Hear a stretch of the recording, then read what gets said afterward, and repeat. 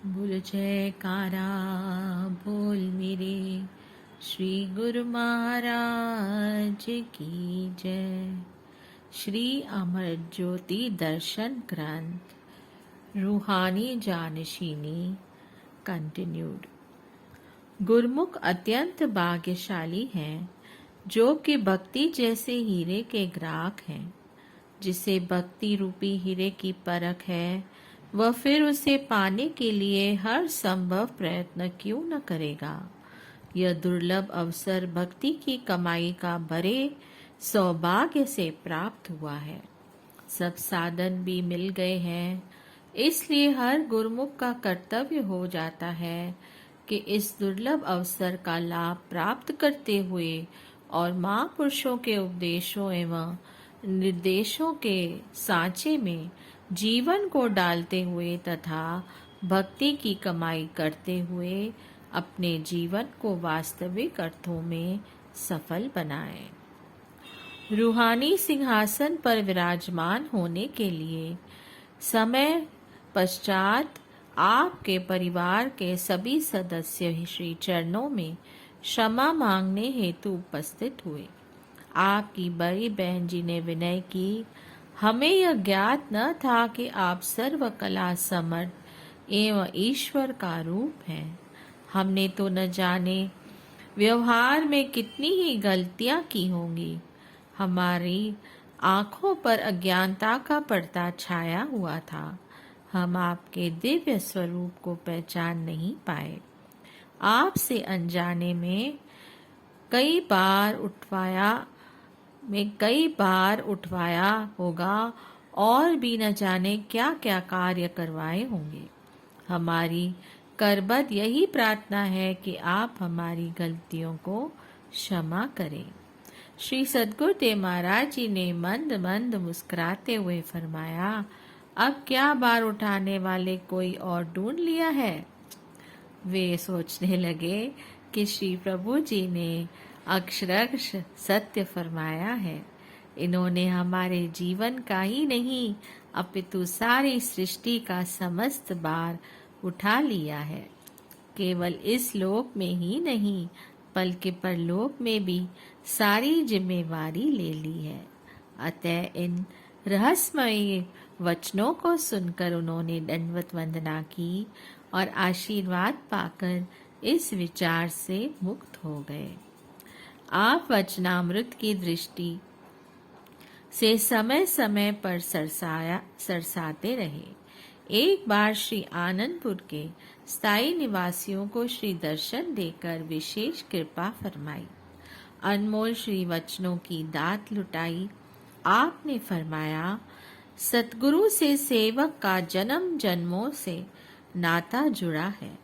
सेवक के हृदय में आत्मिक पिपासा जागरूक होती है। उस समय सतगुरु स्वयं सृष्टि में ऐसी रचना रचाते हैं, वहां आनंद सुख परम शांति का मेह बरसाते हैं। जहां भी पुण्यता आत्माएं वास करती हैं उन्हें ठौर ठिकाने का मार्ग दर्शाते हैं, निज चरणों में बुलाते हैं। श्री परमहंस दयाल जी की मौत से विश्व विख्यात श्री आनंदपुर तीर्थ धाम गुरुमुख प्रेमी सेवकों का अटल शाश्वत ठौर ठिकाना बन गया है। आध्यात्मिक मार्ग में यह वर्णातीत मन बुद्धि से परे विषय है। महापुरुषों के वचन है, मानव मानव अंतरा, कोई हीरा ते कोई कंकरा। अर्थात जो प्राणी भक्ति पथ पर अग्रसर होकर मानव जीवन का मूल्यांकन करता है उसका जीवन अमूल्य हीरा है। शेष सब माया में रच पच कर श्वासों की पूंजी व्यर्थ लुटा रहे हैं। उनका जीवन कंकरों के समान निरर्थक है। भव के माझी खेवनहार श्री परमहंस विभूतियों ने भक्ति चिंतामणि से ज्ञान का दीप जलाया। नाम शब्द की धुनकार से हर घट को रोशन करने का बेड़ा उठाया और जीवन पर्यंत परमार्थ सिद्ध किया। समय के महापुरुष उसी उद्देश्य को पूर्ण करने के लिए प्रयत्नशील हैं।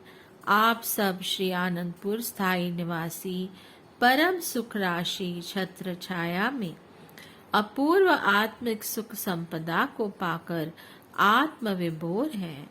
संसार में चुनी हुई विरली रूहों को ही ऐसा स्वर्णिम अवसर का संजोग मिलता है। ऐसे स्वर्ण अवसर का लाभ उठाते हुए जीवन सफल करें। स्नेह स्निग्ध सहृदयता पूर्ण श्री वचनों से सबके हृदय में अद्भुत प्रेम का संचार हुआ। अपनत्व और एकत्व की भावना में सबके हृदय अटूट संबंध का अनुभव करने लगे। सत्य तो है, अद्भुत कथन प्रसंग का महिमा अगम अनंत, शेष शारदा थक रहे हारे वेद ग्रंथ।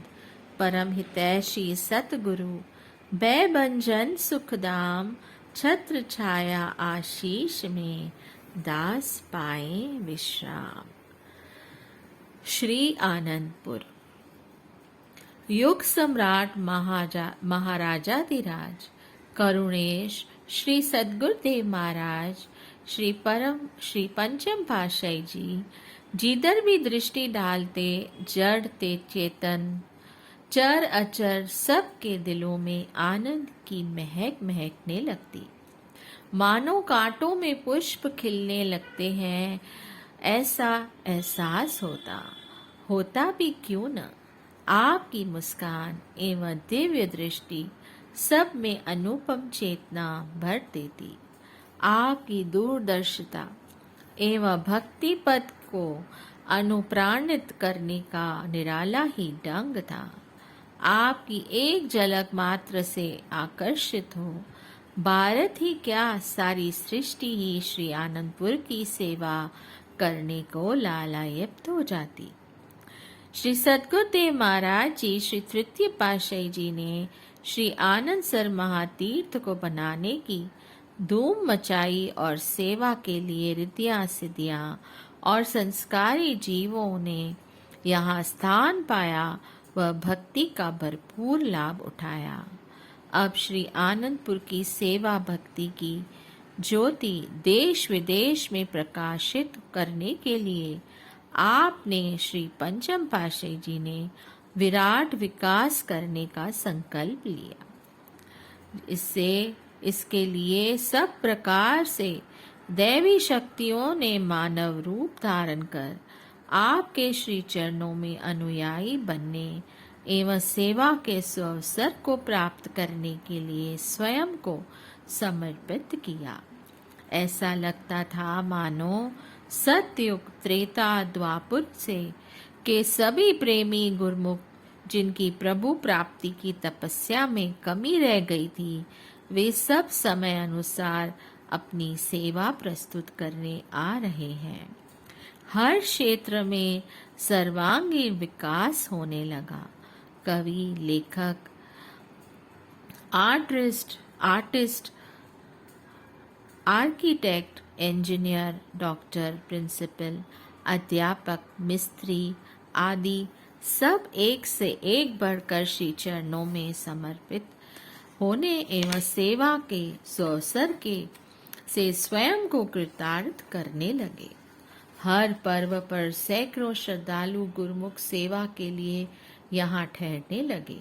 श्री आनंदपुर की उत्तरोत्तर बढ़ती हुई पावन कीर्ति से जिज्ञासु दर्शनार्थी संगतों के लिए निर्मित स्थान कम पड़ने लगे। कभी कंटीली झाड़ियों से संपूर्ण क्षेत्र साफ नहीं हो पाया था। लाल मिट्टी के टीले, उखड़ खाबड़ सड़कों तथा मकान कच्चे थे, पक्के मकान बहुत कम थे। इन सबको विशाल रूप देकर सुरम्य भवन बनाने के लिए आपने सेवा के भंडार खोल दिए। श्री आनंदपुर में वैसाखी, श्री भंडारा, श्री चतुर्थ पातशाही जी महाराज जी की पुण्य स्मृति में श्री व्यास पूजा, दीपावली और मांगी का पर्व मनाते। श्री प्रागधाम में दशहरे का पर्व मनाया जाता। कुछ समय पश्चात श्री चतुर्थ पातशाही जी की पुण्य स्मृति में श्री भंडारा तथा माघी पर्व श्री प्रयागधाम में मनाया जाने लगा। इन पर्वों के बीच के अंतरकाल में आप श्री संत नगर तथा अन्य स्थानों पर जाकर श्री दर्शन व प्रवचनामृत से जन जन में भक्ति का आलोक भरने लगे। ज्ञान के उदित सूर्य से अज्ञान तिमिर छटने लगा। भक्ति के अभिलाषी प्रेमी जिज्ञासु भ्रमर बन श्री दर्शन अमृत रस को पीते हुए न उगाते। सब ने जीवन में एक नई स्फूर्ति को पाया। श्री आनंदपुर में व्यास पूजा और दीपावली का पर्व हर्षोल्लास से मनाया गया। आप पर्वों पर व विशेष अवसरों पर आधा घंटा श्री वचन फरमाते। मुख्यतः उनका संक्षिप्त रूप दिया जाता है।